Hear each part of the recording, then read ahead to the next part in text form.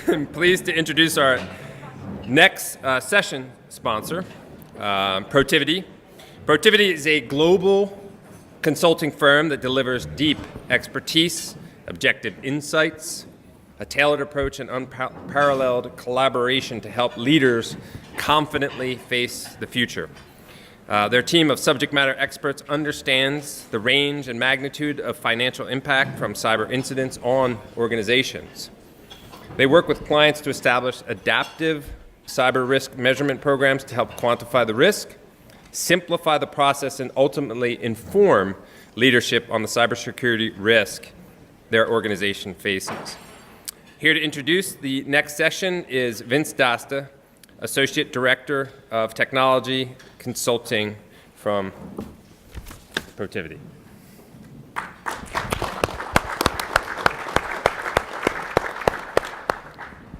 All right, good afternoon. As I said, Vince Dasta, Associate Director at Protiviti. I lead delivery on our quantitative risk measurement and management solution, and it's our proud, we're proud to sponsor the 2018 FAIR Conference and present the distinguished panel, How to Get the Buy-in for a Quantitative Risk Management Program from your IT Security and Risk Council. So, gaining consensus across different departments and throughout the three lines of defense can be a cumbersome task, especially when building a quantitative risk management program. Sometimes it feels like security, risk management, audit, and compliance are all speaking different languages. So these expert panelists will be providing some of their best practices into how they gain support at their organizations and got everyone to speak the same language. So please join me in welcoming Jack Freund, Director, Cyber Risk at TIAA, Tim Titcomb, VP Technology Risk at Fidelity Investments, Mandy Andress, CISO at Elastic, and Evan Wheeler, CISO at Financial Engines, who will act as the moderator today. Thank you.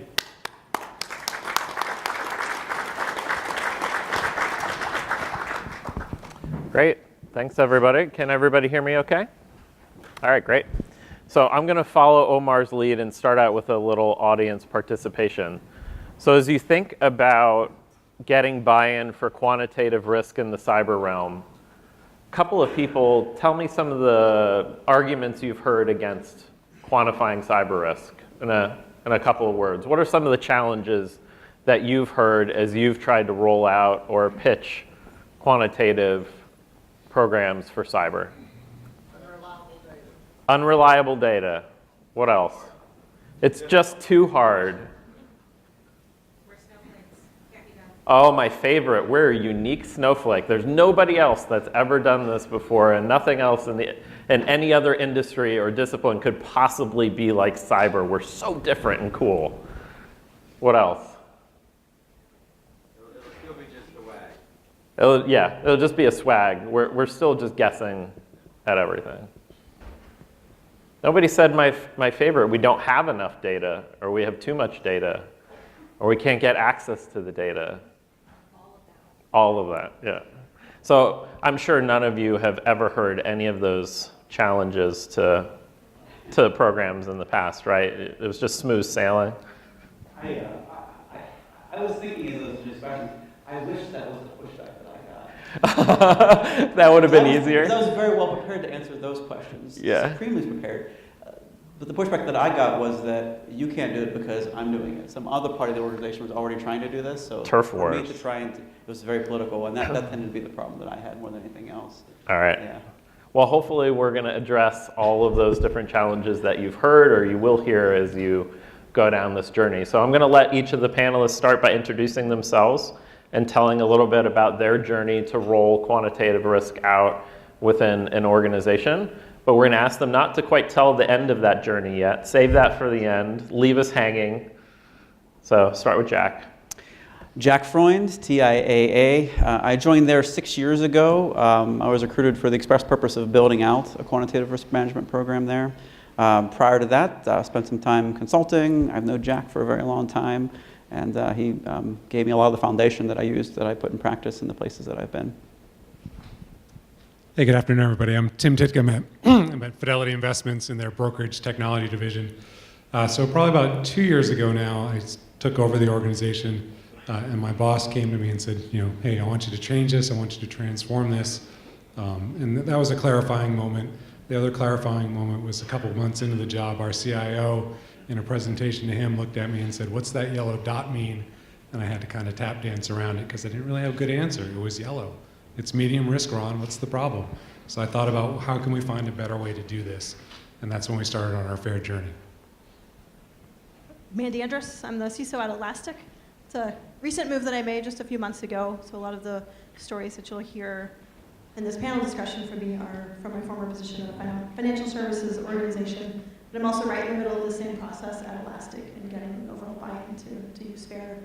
And my journey began where, listening to Omar's presentation on reporting to board of directors, all of those questions that his board was asking of him were being asked of me. And we had answers, but not answers that were giving the board that feeling that things were being managed. So looking to identify what's a better way to measure and communicate this information to help the board understand and see that this risk is being successfully managed and driving that story. So why don't we stay with you, Mandy? Where did you start your journey when you were trying to get that initial buy-in? Who were you first talking to, or who were you first trying to pitch this idea of quantifying cyber risk to? Well, I first started internally with our own information security and risk team, because first I had to sell the concept to that team and get their buy-in and get their understanding. And it just so happened I was teaching a course at a local university, and I was using FAIR. It was a risk management course, and I was using FAIR. So I called a few of them down and said, hey, I'm teaching this class. Come sit in, learn a few things about risk if you want to. A few took me up on it and started to see through that process what it could do.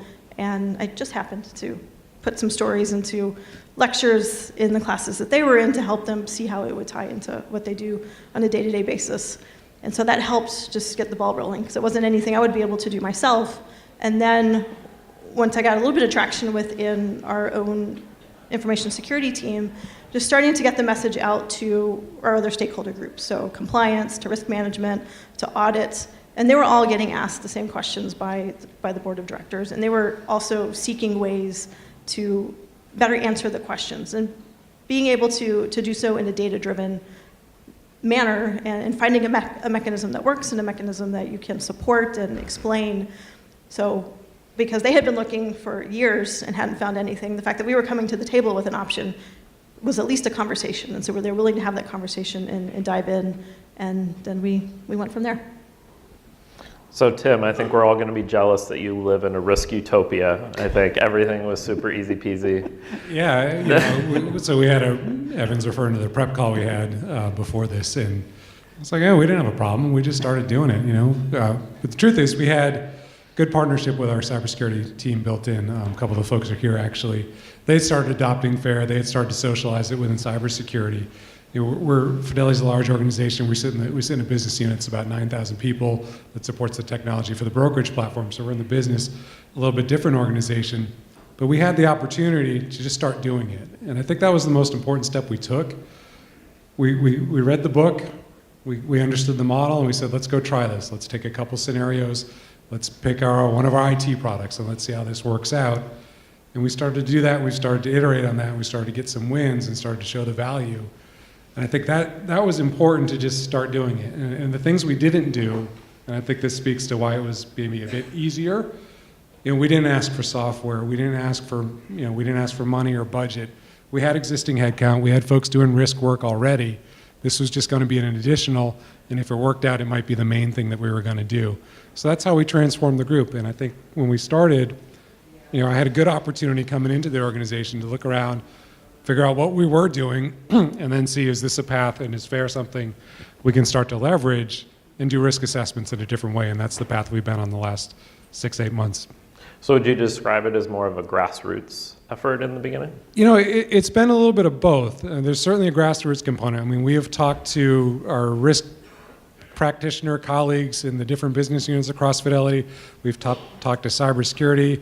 I've talked to finance. We've talked at that level, but we've also bubbled it up to the executive level and talked about, what's the value? How can we show you that if you can think about risk in a quantifiable way and start to bring that into your investment decisions, whatever their trigger point is. So we've done both, and it's definitely been a boots on the ground, but also, privates and generals, and trying to get to both audiences and tailoring the message to both. For practitioners, this is a new thing you can do. It's a new tool. For the executives, this is a new way you can make decisions. This is how you can better understand risk instead of red, yellows, and greens. So what about you, Mandy? Do you think it was more of a grassroots effort or more of a top-down or meet in the middle? Or? It's a bit of a meet in the middle. So it was grassroots to, we quietly started a fair analysis effort.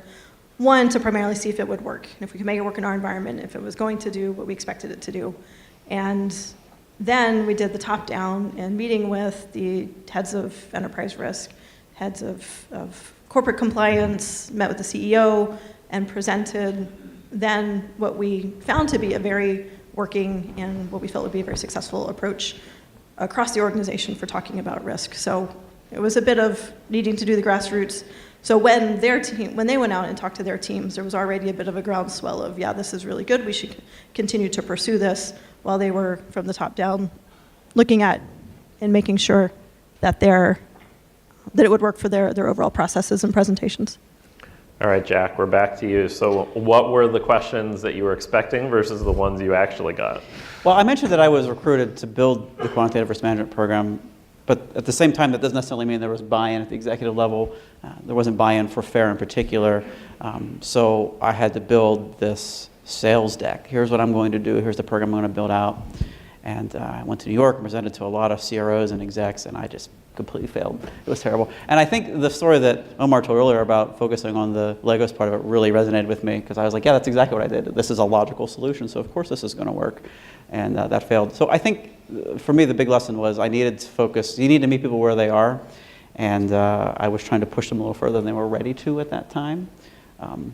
No, we still did all that later, and I guess we're going to talk about that soon. But yeah, so that was the real big piece of it. There was, it wasn't necessarily that I had answers for lack of data. I had answers for range-based estimating and all these things that we talk about for all these good practices.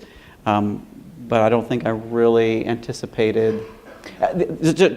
Just for context, at the same time, we were beginning to build out a very structured 3 lines of defense program there, and the second line was very jealous of that space of quantifying and building out risk frameworks, so that I was trying to do the same thing at the same time was a bit of a challenge for them. And you were considered first line at that point? That's another part of the interesting things about this. I'm glad you asked, Evan. It's because as that was being built out, we were at the time considered second line as well, but we weren't reporting through that second line. A lot of organizational politics and fun ensued, for sure. Gotcha. Well, if I can throw in one of my experiences as well. The first company I tried to roll FAIR out to was a financial services company. It had a whole floor of quants dealing with credit market liquidity risk. I thought this was going to be the sweetest spot for them, that they were just going to eat it up and love it to death. And my boss never told me that 2 years before I joined, they had tried to roll out a quantitative approach for cyber and use it for capital loss estimates, and it just fell flat. They had consultants that came in and did it. They way inflated everything. The results were so astronomically out of the range of what anyone could even find feasible. They dragged everybody through the whole process, kicking and screaming.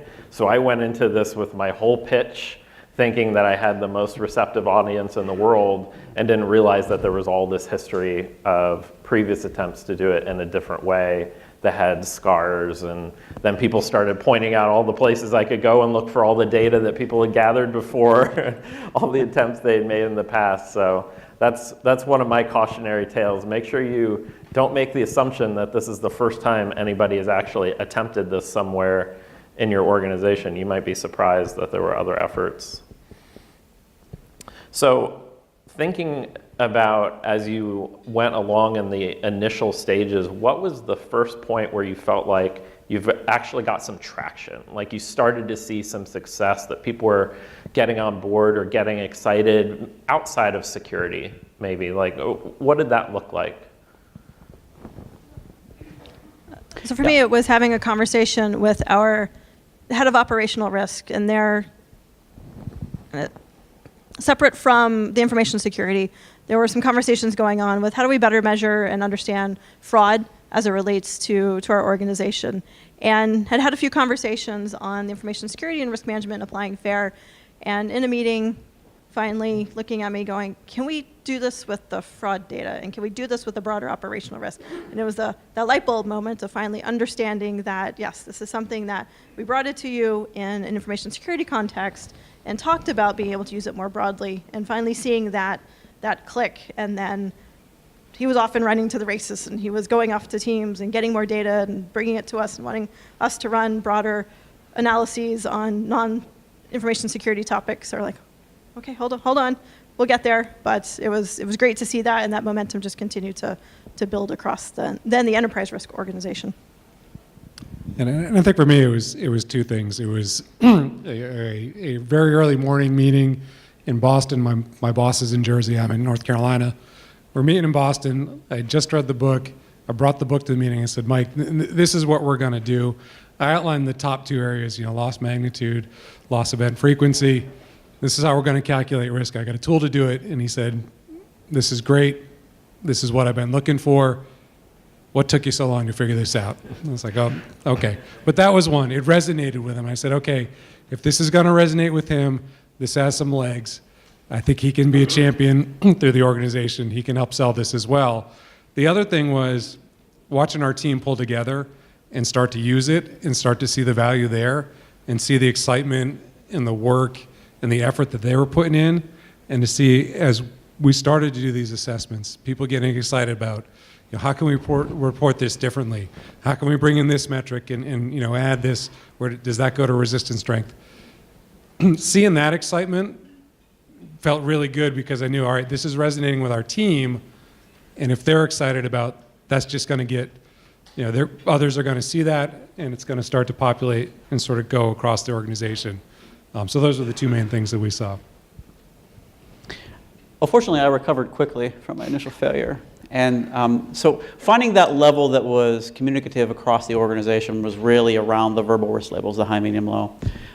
So a phrase that I developed that I rallied the team around was, we're going to develop a discipline for how we develop, or how we risk rank things, high, medium, and low. So in so doing, that allowed us to use FAIR under the covers for a while to say, we've evaluated this particular scenario and here's where we think it is, high, medium, low. And we were able to justify why we thought that was, and that was a really important part of where we were. So within a few months, I found myself in front of, every organization has sort of like that key person, and not necessarily based on organizational rank, but just based on their voice in the room, that really holds a lot of weight. So I found myself in front of this person. It was one of our key CTOs in the organization, and his team had brought this issue to him because my team was saying, you probably shouldn't do customer authentication problem this way. So I prepared a deck with 3 options, high, medium, low, FAIR-based stuff, and they began just, it was a lot of incoming. Like, it was just, everything was coming at me, and I was sort of very calm and sort of worked into it, and I said, well, if you look on slide so-and-so, here I've had 3 different options. This is the one that you wanted. We think that this is a really high-risk scenario, but we have a couple other alternatives for you, including, the best case one, but then that one in the middle that you kind of put in there. And he's like, oh, well, I pick option 2. Thanks. And I actually saved this. He had IN'd me afterwards and said, oh, I'm sorry I was so rough on you. That was a really good presentation. And I was like, great. So he came in assuming that we were going to be the typical security organization saying, no, you can't do this, it's a bad thing. And what we came to the table with was, here are some options for things you can do. Pick whatever you like, sign off on the residual risk at the end of it, and here you go. And he ended up choosing a more moderate option, which I think worked pretty well. So that was the real first time when I said, here's some success. I pulled those slides and put them into my sales deck going forward to say, hey, here's an example of how this has worked going forward, and that worked really well. Seems like you need to keep all of those messages that you get for your rainy day folder, right? When you're feeling really sad and depressed that everything's going the wrong way, you can bring back out that message and say, oh, yeah. It's like they say, throw away all your old bills and keep all your old love letters. Exactly. Same way. I don't think we talked about terminology necessarily directly, and I know that can be kind of a religious debate, especially between information security, ERM, those kinds of things. How did you guys deal with the terminology differences and people having such strong opinions about that? Tim? Yeah, so I think, And we have that. So vulnerability means something way different to the pen test team than it does to the rest of the organization, than it does to us as we go through the FAIR methodology. We just work with it, right? So if the pen test team comes in with a vulnerability and then calls it high, we don't correct them. We don't sit down for 20 minutes and talk about how, what you really meant to say was the probability was 0.75, et cetera. We just work with it. We kind of understand we're going to get different terminology. The important thing for us is how do we consume that on our team, and how do we translate into that into the common terminology, right? Dollars. You can turn that into high, mediums, and lows if you want to. But not getting too hung up on, okay, I got to teach everybody that a vulnerability is a probability statement, not likelihood of getting hacked. And I think working through in that context and being open to flipping it internally and saying, okay, this is what I think they're saying. They're probably speaking more to threat event frequency with a high-risk vulnerability in the pen test team. I can internalize that. I don't have to go educate or get on a high horse. Maybe there's times we can do that where it's super important. But just sort of don't sweat the small stuff, if you will, and work within your own team to understand that, and then start to get to that terminology that people do understand, again, like the dollar amounts, and framing it up in a different way. Our approach is very similar. We knew going in that if we tried to force a new vocabulary or new definitions for common terms different from what they've been using for decades in their career, that we weren't going to be successful. So similar to what Tim described, we played that translation role when we knew using a term in the sense that they've known it historically compared to what it means in the FAIR and in a quantified risk management approach.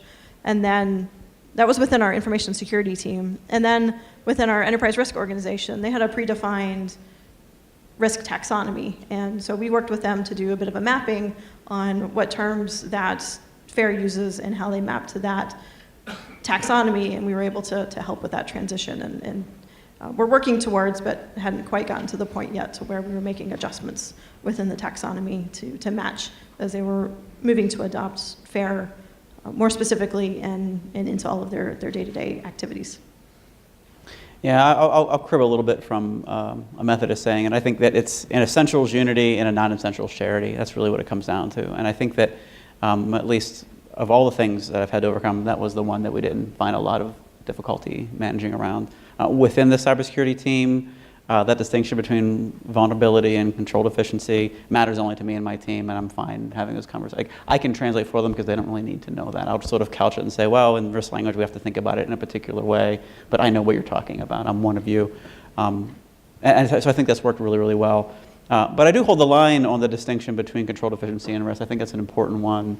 It's a very essential, even just a few weeks ago, a business unit leader was saying, here's some data quality risks that we think they are, and they're all lack of statements, so they're not risk at all, they're all control deficiencies. And that really, as you talk through that helps them to sort of think through what they're trying to solve for, and that they had a list of 15, and we ended with like maybe one or two. So they identified a lot of control weaknesses, but not a whole lot of actual risk statements. So, but there is a bit of art and soft skill to selling that and making sure people understand why you're doing it that way. And certainly, like you said, Tim, coming down on them like a ton of bricks does not help anybody mature the art better.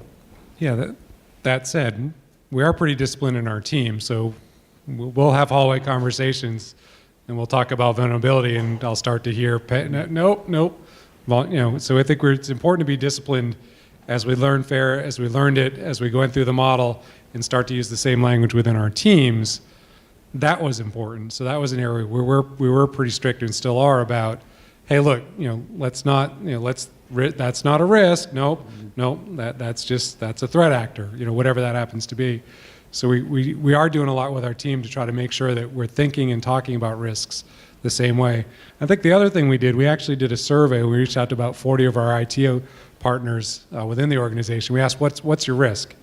And we use that as a way to educate folks around FAIR and around what we're doing at a high level. Because we got cloud, retirements, we run a mainframe, nobody knows COBOL.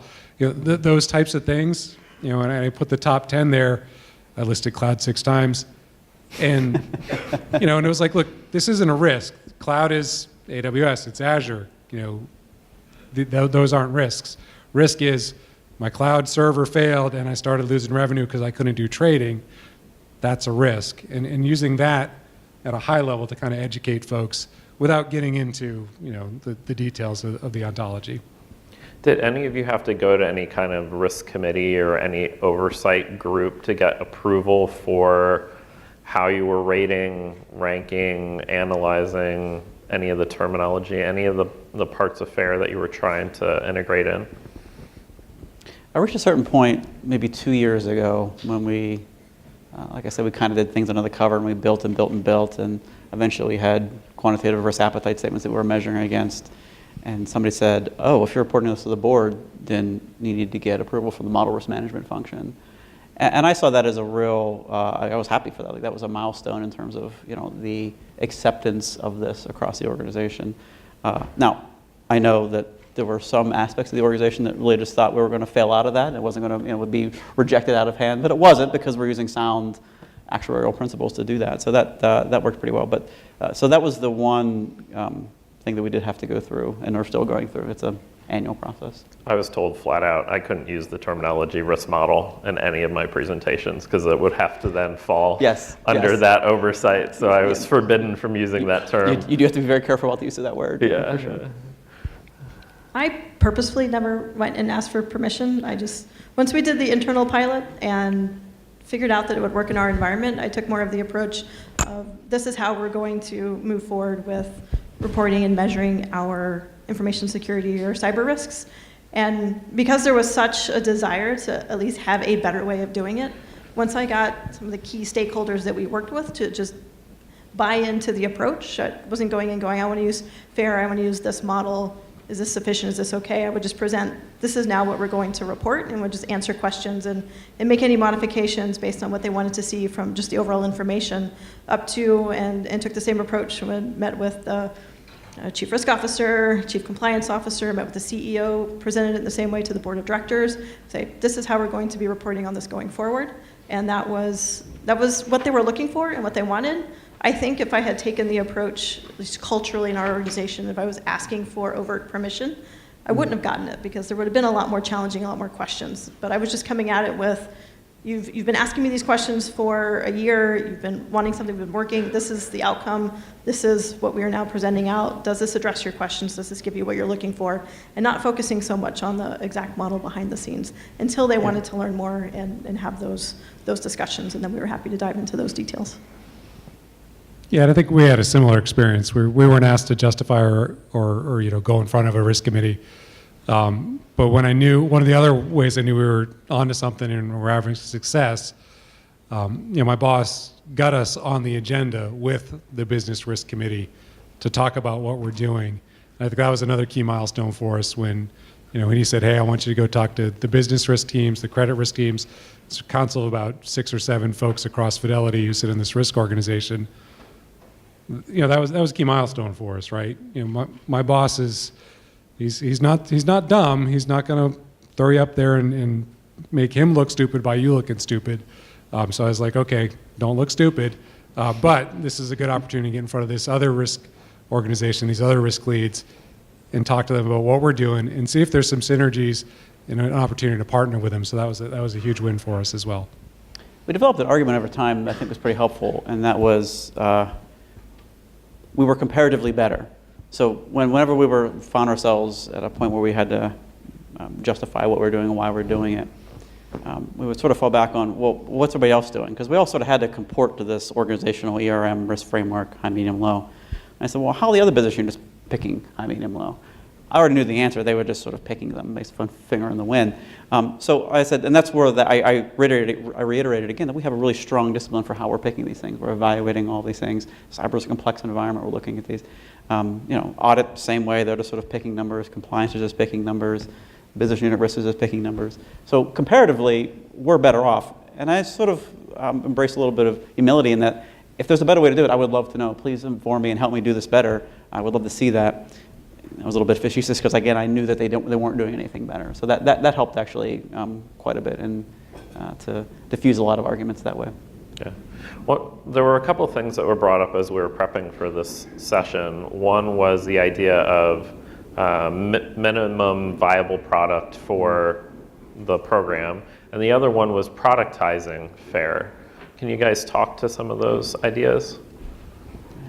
I think for me, my big mantra with the team, and Greg's here in the back, he can provide more details later as well, is just don't overcomplicate it. We could have gone down a lot of very, very deep rabbit holes on data searching and topics, and we started in just doing, let's do a top risk analysis, and let's just get to what are those key things, and what in that top risk analysis is different from perceptions or expectations that live in the environment today. And there were quite a few.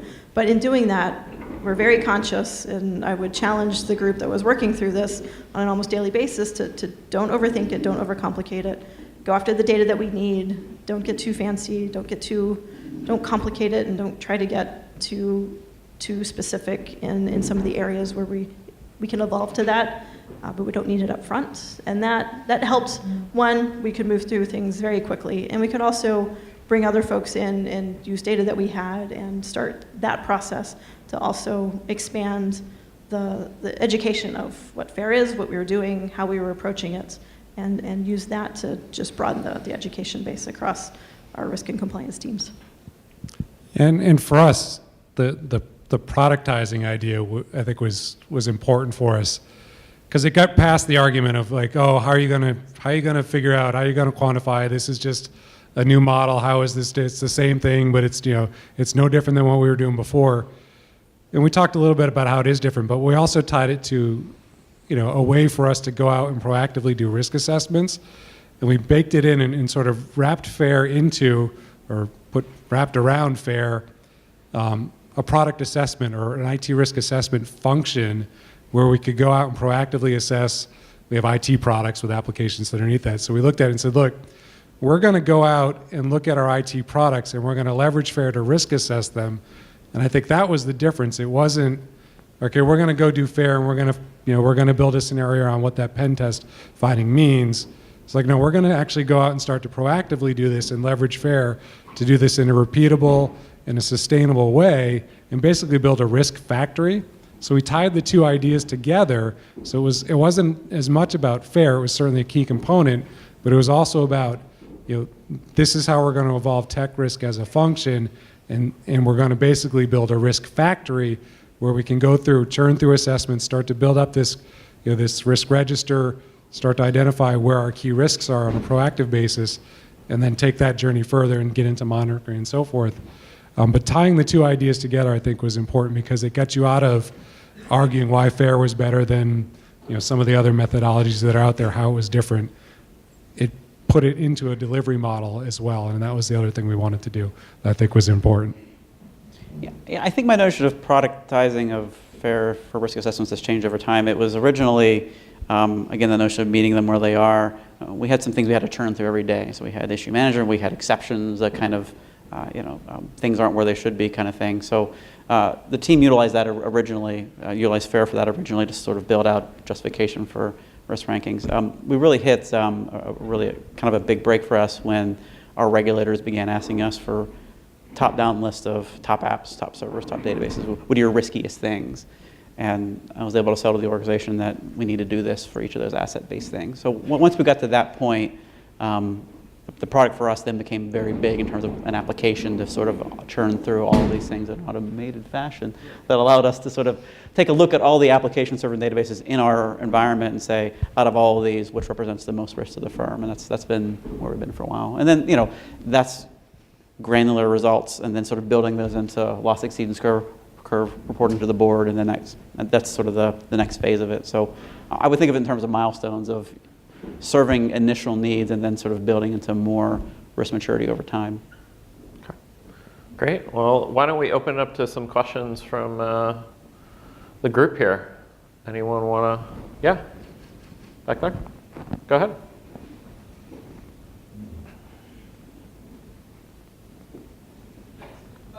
So when you do fair analysis, sometimes you get answers you don't expect. And things that have been read forever, and you suddenly realize there's really much risk there. And then you get into other people's right goals and issues with that. You had that issue where you run analysis, the answers didn't come out the way everybody Yeah, I do that every time that audit issues a report. And I can... We almost made it through it without hating on audit. So close, so close. we can't let that happen. Right? No. No, I mean, I'll wipe the floor with them, and then in the end they're like, well, we get to pick, so we're picking high. And I'm like, okay. Yeah, I mean, you just kind of let it go. It is what it is. But there's a certain amount of... we're at a point now where, despite that justification, we're also not ascribing the risk behaviors that one would give to a higher critical risk rating to all the findings from the other parts of the organization for exactly that reason, because we're able to sort of justify a different approach to it. Yeah, and that happens, and we certainly see that. Going back to the pen test example, pen test is high, and then you dig deeper and realize it's a microsite that does one small function, no sensitive data. Okay, we don't have to worry about that. But lateral movement, Tim, lateral movement. Right, yeah. It's in a different data center, an entirely different infrastructure. I had that conversation. So I think I see those as opportunities, right? Why are you saying it's not red anymore? Or why is it red, not green? That's an opportunity to educate them about the FAIR process, how you're taking a different approach, and hopefully getting them to convert, right? So I see those more as opportunities, and look for those actually, so we can take those across the organization and talk through that and ask those questions. How would you do it differently? How would you see it? So September 17th at 4:52 p.m., we actually got our audit department to close out an issue based on walking them through a FAIR assessment. It was awkward. A couple days later, I ran into the guy who owned the audit issue. He hugged me in the hall. A little strange. But those are opportunities, right? We disagreed. We walked them through it. We said, look, we're not spending $7 million for $50,000 of risk. They said, fine, we'll close it out. I now have John and our database team as an evangelist for us, and we're going to leverage that going forward. So if you're not getting hugs, you're not doing it right. So, yeah, Hugs or it didn't happen. We should have a sticker or something. He really was about to hug me. I swear, he was so excited. It was fabulous. I'd say for us, to what Tim described, context. We used a lot of it to either dig into the data. Do we have the right data? Is there something else we should be looking at? But also from a context perspective. A lot of times teams are looking at things from their perspective, which at times can be siloed, and broadening up and say, yes, from your perspective, I can absolutely see why you're considering this high, but do you know there's also these 5 other things in place that you may not be aware of that are reducing the risk or whatever the impact is to what the conversation is. And helping that from an education perspective broaden their horizons and their overall approach as well. One other example that comes to mind is a previous company I worked at. We actually had the opportunity to bring Jack in to look at our top risk list. And they wanted to have somebody from the outside kind of facilitate validating that list. And we had that exact experience where there was a pretty good percentage of ones that stayed on the top risk list, but there were at least 2 that I can think of that ended up not actually being risks. They were management concerns or some other flavor, but they weren't a fully fledged risk. And I remember having to take those then to the risk committee and the board and explain that. And it really made sense to them. And they appreciated that those were certainly concerns and they were things that we needed to be aware of, but they weren't on their own risks that needed to be tracked discreetly and part of that top risk list. And they appreciated having that rigor behind it. So I think it was a good story. Other questions? Yeah.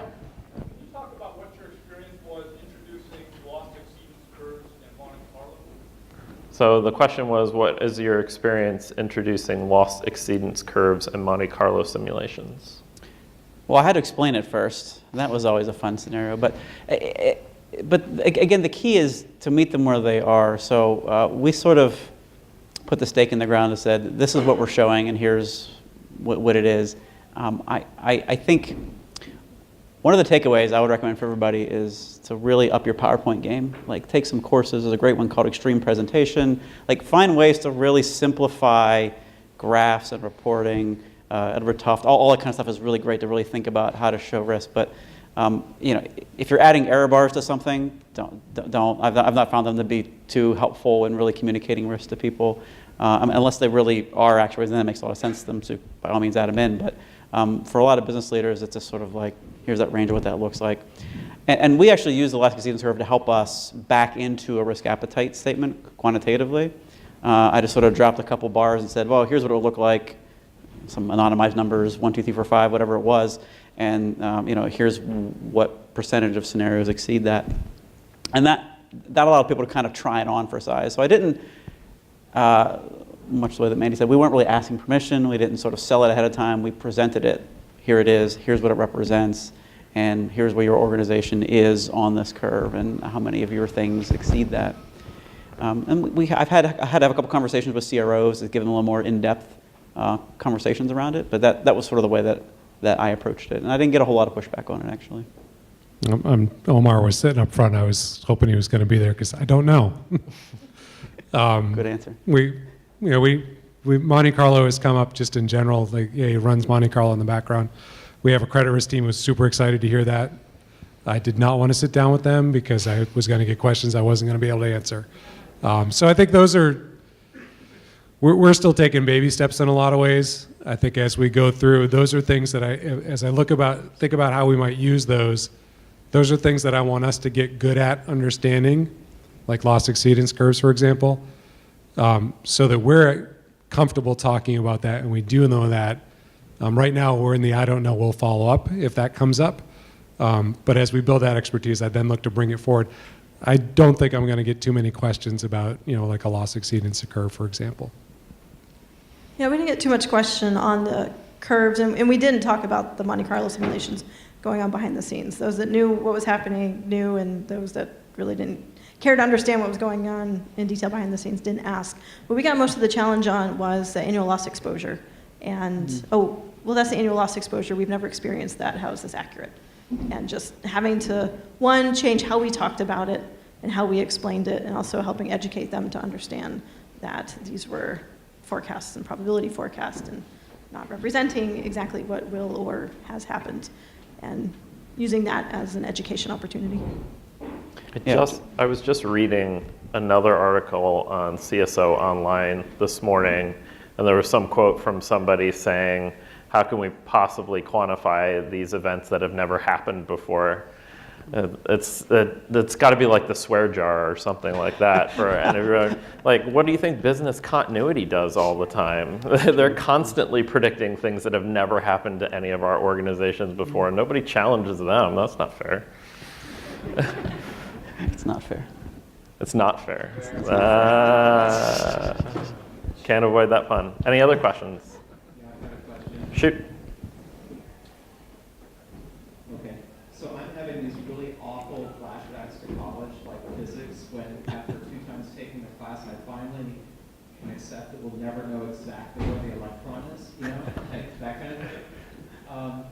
So the conversation about risk being a probability distribution, and that you've got a range of certainty, and that yes, you can translate that into dollars, that is much more impactful to the business. What's your experience of the first time going towards a quantitative dollar figure for risks and gaining the trust of the business? You kind of already alluded to this, but how do you go to financial measures for the first time with credibility and with the appropriate amount of nuance? Well, I think it depends a little bit on the organization. Like a lot of the organizations I've worked for, they've already had those ranges in some part of risk, like enterprise risk or operational risk. They've already had ranges, so we can back our way into some of that and map some of our factors to it. And I even remember one of my bosses was a huge fan of the box and whiskers type visualization of it. She just really liked the idea of seeing the differences in uncertainty between the different scenarios side by side, and some are like really tall and some are really short, and that it was something that was a trigger for her to say, why is this one such a broad range? Can we dig into that more? What would it take to get some data to shrink that uncertainty a little bit?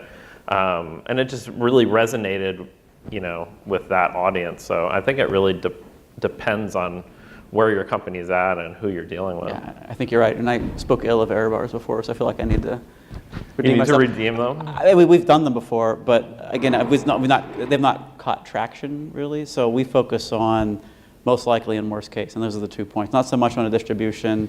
We could talk about that. We obviously have the data behind it. We sort of focus on this is the most likely scenario, this is the 95th percentile, and here's what we need to focus on. And we actually only just recently began talking about the 95th percentile. For the longest time, it's been most likely, most likely, most likely. And what we're starting to see, if you think about a large investment house like mine, it takes a lot to move the needle in terms of market shifts. So when you start to have those conversations across the org with how much money it takes to move the needle, you got to kind of get a pretty big number for people to really start to pay attention. So that's when we start. And I always say, the cybersecurity part does not exist for a $1 million loss. It exists for the multiple millions that we're all really, really worried about. Because otherwise you would just pay those and just move on. That's amazing. So really, like I said, you got to focus the story on where people are and the type of organization it is. That's been my experience. So we're out of time, but I'm going to take the prerogative of the moderator to add one more point. One thing I was thinking about with the dollar figures too is don't just think about the cost of the potential risk either. Also think about quantifying the motivation of the attacker too. Like how much money could the attacker make off of stealing your data is another really interesting data point for quantifying their motivation and comparing it against how much you're spending to defend against that attacker as well. I mean, there's a lot of different things you can do with dollar figures, and that to me was always a simple one of putting up, how much is our data worth versus how much we're spending to protect it really started to resonate with people, before we kind of dug into the more complicated analysis. So thank you all. I hope you enjoyed it.